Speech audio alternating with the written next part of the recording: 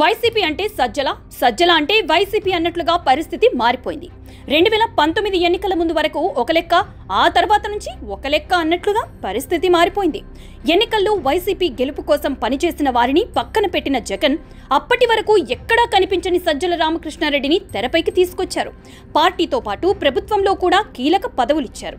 సజ్జల లేకపోతే పార్టీ లేదు, ప్రభుత్వంలో పనులు కూడా జరగవు అనేలా పరిస్థితి మారిపోయింది. చివరికి సజ్జలకు తెలియకుండా అటు పార్టీలో ఇటు ప్రభుత్వంలో చీమ కూడా చిటుక్కుమనడానికి లేదు. ఇలాంటి సజ్జల వల్లే 2024 ఎన్నికల్లో వైసీపీ ఓడిపోయిందనేది వైసీపీ నేతల ప్రధాన ఆరోపణ. ఇక పార్టీ నుంచి బయటికొచ్చిన మరికొందరు సీనియర్లైతే జగన్ చుట్టూ కోటరీ చేరిందంటూ పరోక్షంగా సజ్జలను ప్రస్తావించారు. ఈనాడులో పాత్రికేయ వృత్తి ప్రారంభించిన సజ్జల రామకృష్ణారెడ్డి వైఎస్ కుటుంబంతో తనకున్న అనుభవంతో వైసీపీలో నెంబర్ 2 స్థాయికి ఎదిగారు. పార్టీ అధికారంలో ఉన్న 5 ఏళ్లు సజ్జల చెప్పింది వేదం, చేసింది చట్టం అన్నట్లుగా పరిస్థితి మారిపోయింది. అది ఉద్యోగుల సమస్యైనా సరే, ప్రతిపక్షం చేసిన ఆరోపణలకు బదులు చెప్పాలన్నా సరే, మంత్రివర్గ ఉపసంఘం భేటీ అవ్వాలన్నా సరే, చివరికి పాత్రికేయ మిత్రుల సమస్యలైనా అందుకు సజ్జల నుంచి గ్రీన్ సిగ్నల్ రావాల్సిందే. ఒక్క మాటలో చెప్పాలంటే బంట్రోతు మొదలు ప్రభుత్వ ప్రధాన కార్యదర్శి వరకు, కింది స్థాయి కార్యకర్త మొదలు ఉప ముఖ్యమంత్రి స్థాయి నేతల వరకు ఎవరైనా సరే సజ్జల కంట్రోల్లో ఉండాల్సిందే, సజ్జల ఆదేశాలు పాటించాల్సిందే.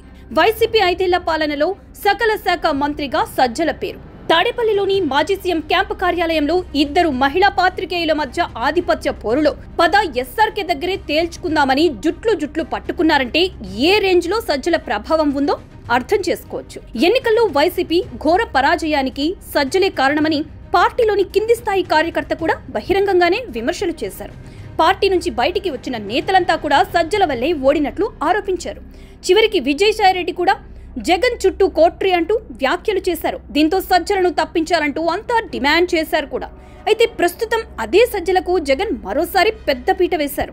2 రోజుల క్రితం వైసీపీ పొలిటికల్ అడ్వైజరీ కమిటీని పూర్తి స్థాయిలో పునర్వ్యవస్థీకరించారు జగన్. పీఏసీలో కొత్తగా 33 మంది సభ్యులుగా నియమించారు. ఈ కమిటీలో పార్టీ రీజనల్ కోఆర్డినేటర్లు, పీఏసీ శాశ్వత ఆహ్వానితులుగా ఉంటారని వెల్లడించారు. అలాగే పార్టీ రాష్ట్ర కోఆర్డినేటర్ సజ్జల రామకృష్ణారెడ్డి పీఏసీ కోఆర్డినేటర్గా వ్యవహరిస్తున్నారని పార్టీ కేంద్ర కార్యాలయం పేరుతో ప్రకటన జారీ చేశారు.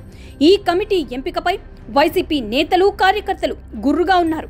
ఎవరి వల్ల అయితే పార్టీ ఓడిందో వాళ్లకే మళ్లీ అవకాశం ఎలా ఇస్తారని పార్టీ అగ్రనేతలు సైతం ఆగ్రహం వ్యక్తం చేస్తున్నారు. విజయసాయిరెడ్డి వంటి నేతల కృషి వల్లే 2019 ఎన్నికల్లో 151 సీట్లు వచ్చాయని, కానీ కేవలం సజ్జల వల్లే 2024 ఎన్నికల్లో కేవలం 11 స్థానాల్లో మాత్రమే వైసీపీ గెలిచిందంటున్నారు. మళ్లీ సజ్జలకే జగన్ బాధ్యతలు అప్పగిస్తే రాబోయే ఎన్నికల్లో సింగిల్ డిజిట్ వస్తుందేమో అని భయపడుతున్నారు.